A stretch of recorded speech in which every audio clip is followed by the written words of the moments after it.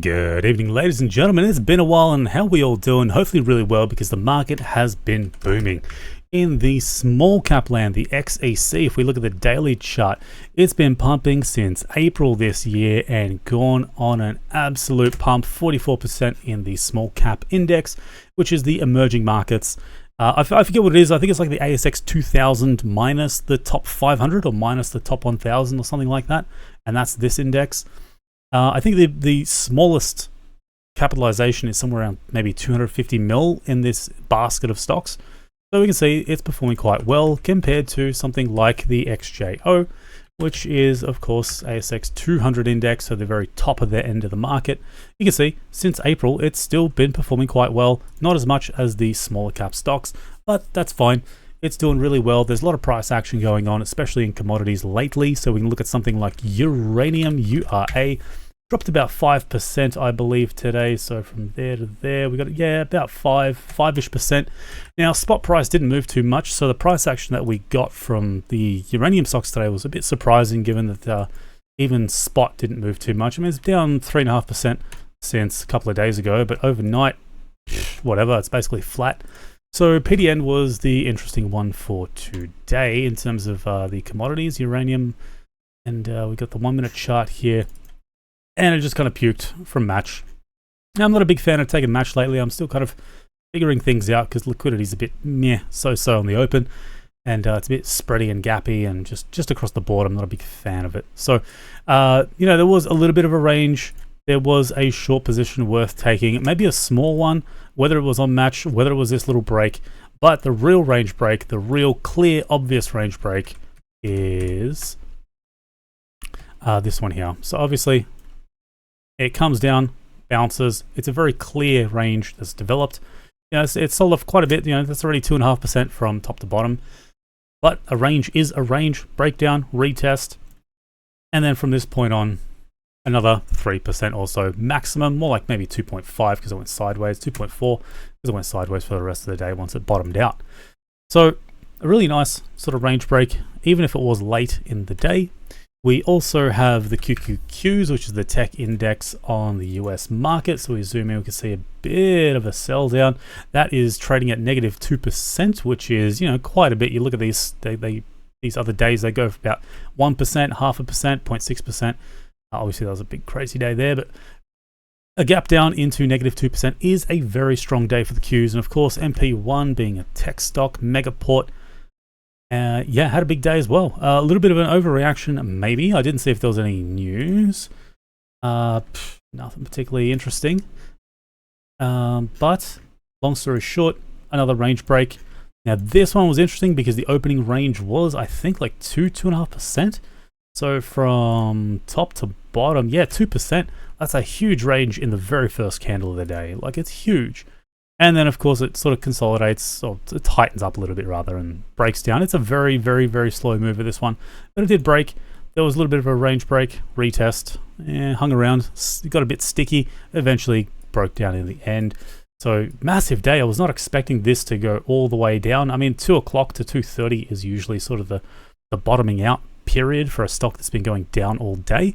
But this just absolutely puked. I have a suspicion there was some news coming out around here that caused it to sell down, because that's not very typical of what happens on a stock like MP1 or just any sort of stock of this denomination. And we can see, from the retest, I mean, at the bottom is 6%. That's a huge move intraday.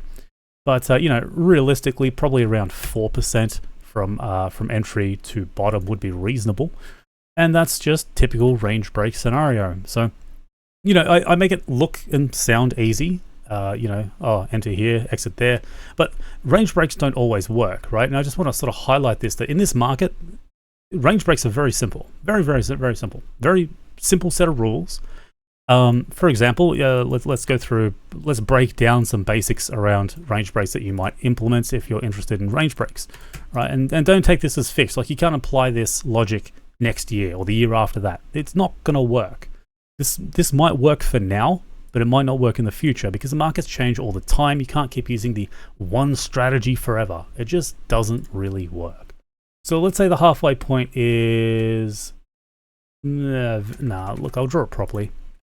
halfway point of the range, maybe around there. Maybe the quarter point range, maybe around here, a little bit down. So one method of risk management to, let's say, take a trade like this is once a range is developed, once it breaks down, and once an entry is taken, you might take a look at, say, closing half at the quarter point and the other half at the half point. And, you know, there are occasions where this can happen, where it does fake down, goes up, all the way, you get stopped out and it goes back down. Now, how many times has that happened in the last 3, 4, 5, 6 years? Probably a handful of times, maybe 5 times, 6, 7. Basically, once a year, it's fuck all. Usually, when it fakes out like this, breaks down, comes back into range, it usually does something like this and reverses and breaks the top of the range. Like, that's usually the most common thing to happen. So that's one method of managing risk for this kind of trade. And when you look at the returns, you know, you're making 4%, you're dropping 0.5% there, 1% there, which is really on average 0.75% because you're taking half and half. Yeah, you're losing 0.75% to make 4%. So risk to reward above 4 is pretty good. It's very good. That's just an example of a very, very simple structured opening range break. Now we can look at something like LYC, but we're going to first look at REMX, which is the ETF for rare earths. And of course, LYC is a chunk of REMX as well. Do keep that in mind. But either way, we had a bit of a gap down, 3%. Lithium, let's take a look at lithium real quick. Topped out, coming off as well. But LYC, because it's in a nice big downtrend, so keep in mind we've got two factors here. We've got this blow off. Well, I don't want to call it a blow off, but it's basically just coming off really sharp from the buy the rumor, sell the news event, where we are basically getting money, or it's not getting money, but rather we've got deals with the US to sell rare earths to them. It's all been building up to this point. News comes out. I'm almost certain it was this day because I don't think I was trading that day, and I missed out. But long story short, gap up, huge sell down on the back of that news with Trump in the US with rare earths, and then just this big sell-off event. So we're already in a huge downward spiral on top of the fact that we have a ETF price that's gone down as well. Quite sharp, I think it's 3%. So unfortunately on this one, doesn't really have a range that's developed. You might look here and go, you know, that looks like the start of a range where this green candle's coming up and then instantly gets sold down, but not really. I don't think one candle's enough most of the time to justify a range being developed. So this is more of a, hey, if you got it short around match and held onto it, then good for you. But LYC has been a really good trader, especially for range breaks, and I sort of pre-charted this one, but here's an example of a nice range break. Now, I did say one candle is usually not enough, but this one pretty much recovered into 70, 80% of the range. So in this instance, it was more than enough. So for example, we have an open candle. Next candle, it's kind of an inside candle. Next candle after that, it's going down, and then it goes back up. So we kind of got a range developing here where we have a low and we have a high developed here, a low developed here. Stock is recovering and it's coming back down, and once it breaks, that's just a short. And then a retest of 1375, 1374 would be an add-on, and there's unfortunately no add-ons, so you know, didn't get full size or can't get full size. And then obviously once it sort of makes higher highs, then that's a place worth considering closing out, or waiting for VWAP if you're interested in VWAP and trying to figure out, hey, maybe an add-on short there, comes back up. Yeah, it's not the best trade in the world. But yeah, that's just an example of just really, really, really good range breaks. This one's even cleaner. I like this one a lot as far as demonstrations go. So opening candle, next candle, it's kind of an inside candle still, nothing too exciting, no direction. We've got an up direction, finally, something developed, and we've stopped. It's come back down. We've definitely got a range here. Bottom of this candle, top of this candle. Range developed.